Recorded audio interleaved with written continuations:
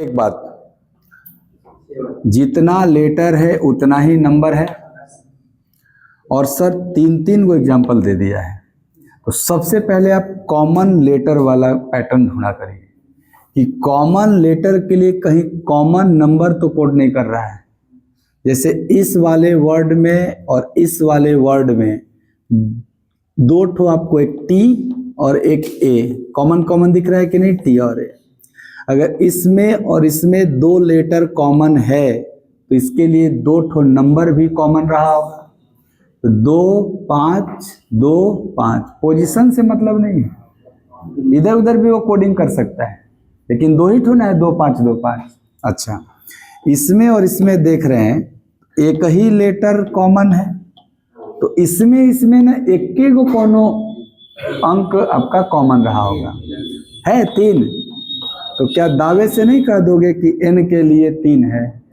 Common coding है, corresponding coding नहीं है। ये इधर उधर कोड कर दिया, परंतु किया है कॉमन लेटर लेकर के। तो अब तो पता चल गया कि कॉमन कोडिंग का पार्ट है। तो जो कॉमन कोडिंग का पार्ट होता है उसमें नंबरिंग नहीं किया जाता, जैसे 13 2 20 19 ये सब नहीं लिखा जाता है।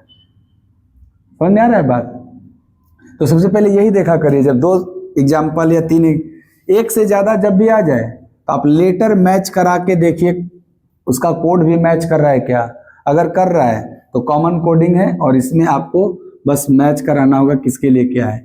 अगर कॉमन लेटर 2 ठो, यहाँ कोड 2 ठो कॉमन नहीं होता तो कॉमन कोडिंग नहीं था, तब आपको पोजीशन लिख के हल करना पड़ता है, क्योंकि नंबर कोडिंग का ये पार्ट है।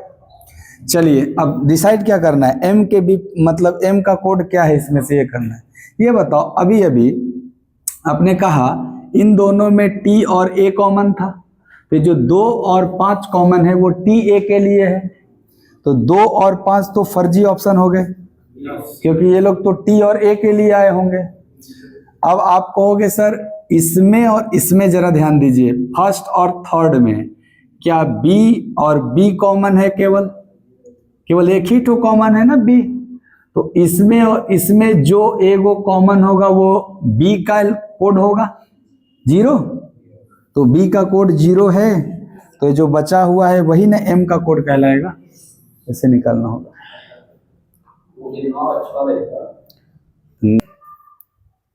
इधर तो लेटर है आपका, इधर इसका कोड सिंबल कर दिया गया। इसका मतलब इसमें पोजीशन से कोई मतलब ही नहीं है। भाई नंबर था तब ना कंफ्यूजन था कि पोजीशन से नंबर बनाया जा सकता है। इधर जब इसका एक सिंबल के रूप में @ हैशटैग पर ये सब सिंबल है, तो पक्का पहले आप कॉमन कोडिंग पे ही विचार करिएगा, जैसे यहाँ किए थे। तो आप कहोगे पहला वर्ड और दूसरा वर्ड में कॉमन लेटर ए, केवल ए और एल भी है, ए और एल कॉमन है।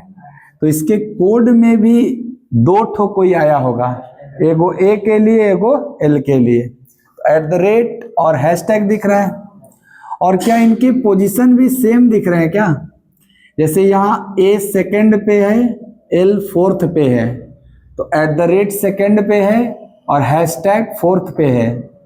ए सेकंड पे है तो सेकंड पे @ है, और फर्स्ट पे एल है तो फर्स्ट पे हैशटैग है। यानी ये कॉमन लेटर का कोडिंग तो है, बट करस्पॉन्डिंग भी है, यानी जो जिस स्थान पे है उसका कोड उसी स्थान पे है। यहां ऐसा नहीं था, जो जिस स्थान पे था उसका कोड उस स्थान पे नहीं था, बट केवल कॉमन था। तो ये इससे भी ज्यादा आसान हो जाता है, खाली आपको देख देख के लिखना पड़ता है। ये देखो सी पहले चाहिए, तो आप कहोगे इसमें सी कहीं है, यहाँ 3 नंबर पे। तो 3 नंबर पे क्या है? प्लस, यानी आंसर प्लस से शुरू होना चाहिए। ये दोनों तो प्लस वाले नहीं है ना, शुरू प्लस से यहाँ हो रहा है आपका। कहोगे एल का फर्स्ट पे है हैशटैग, दोनों में हैशटैग है।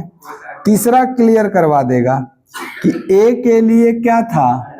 @ था, और इन दोनों ऑप्शन में यहाँ है ना @, इसीलिए सी ऑप्शन होगा। बट इतना कभी कभी क्या होगा ना, इधर उधर भी लिख देगा, तो भी ऐसे ही पकड़ना होगा आपको, जैसे यहाँ पकड़े थे आप। ये भी कोडिंग डिकोडिंग का पार्ट है, और ये मैट्रिक्स कोडिंग बोला जाता है। मैट्रिक्स तरह बना हुआ है आपका, ये है मैट्रिक्स 1 फिगर और ये मैट्रिक्स 2। 1 2 ऐसे लिखा, अब भी 1 अब भी 2। ये इसमें भी कुछ लेटर्स दिखाई दे रहे होंगे, इसमें भी कुछ लेटर दिखाई दे रहे हैं। अच्छा ये देखिए ध्यान से, ऐसे आप देखते हो इसको रो बोलते हैं, और ऐसे देखोगे तो कॉलम। तो इधर है तो रो और ये है तो कॉलम, ठीक है।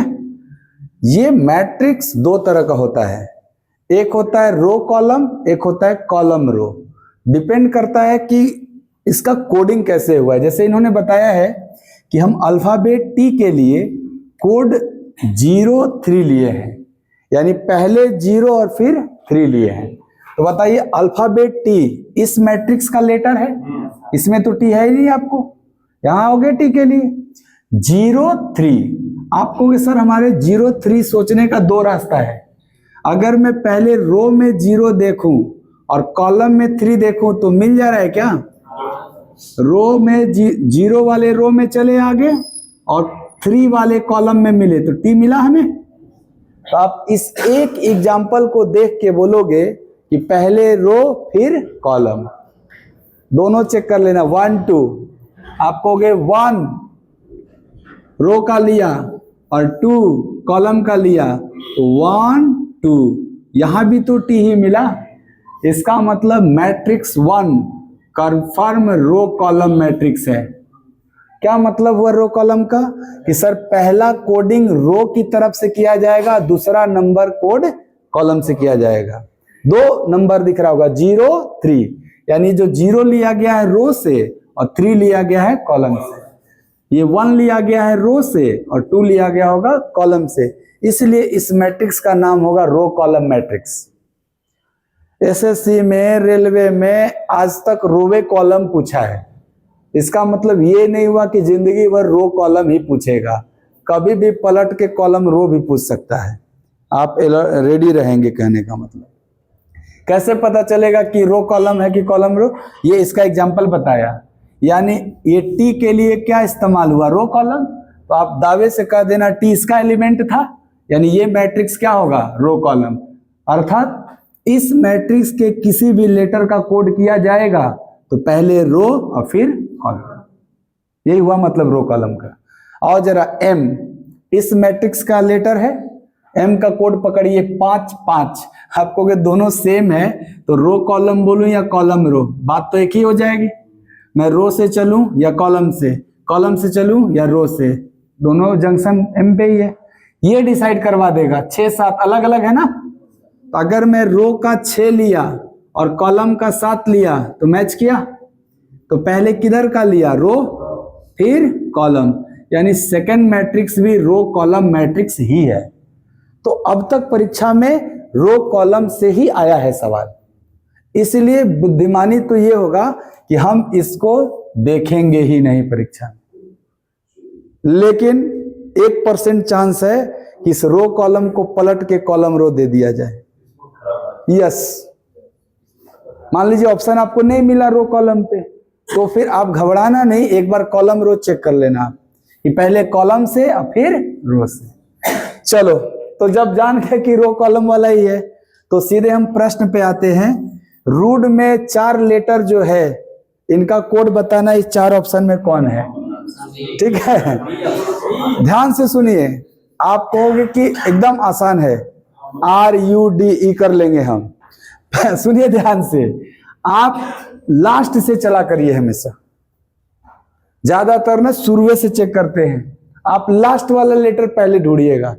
ई है ना लास्ट में, ई किस में है? इसमें कि इसमें? तो आप कहोगे ई का कोड यही ना लास्ट में लिखा हुआ है, देखो तो 3 3 पे ही है। हाँ सर है। 1 1 पे भी है? हाँ सर है। 0 1 पे है? नहीं। क्या ये ऑप्शन रिजेक्ट? देखो 1 2 पे है, 0 2 पे भी तो है। 0 2 इसमें नहीं ना है, मुझे लास्ट में देखना है ना, ई के लिए लास्ट वाला देखना है बस।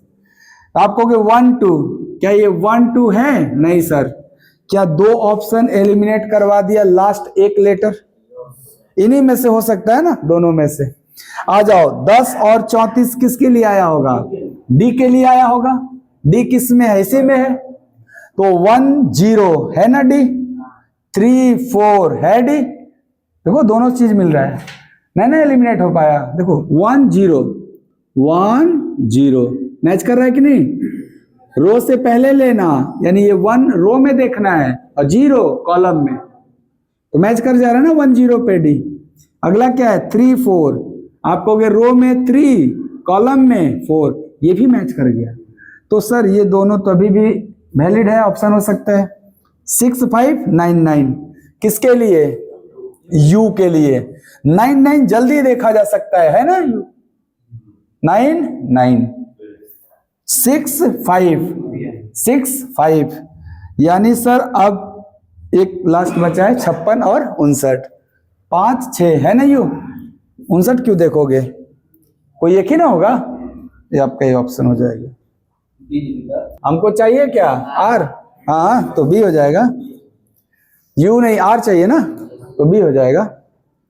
ये नहीं, कोई एक ही गुण होगा 4 गो में, तो बी ऑप्शन हो जाएगा। बहुत आसान है ये।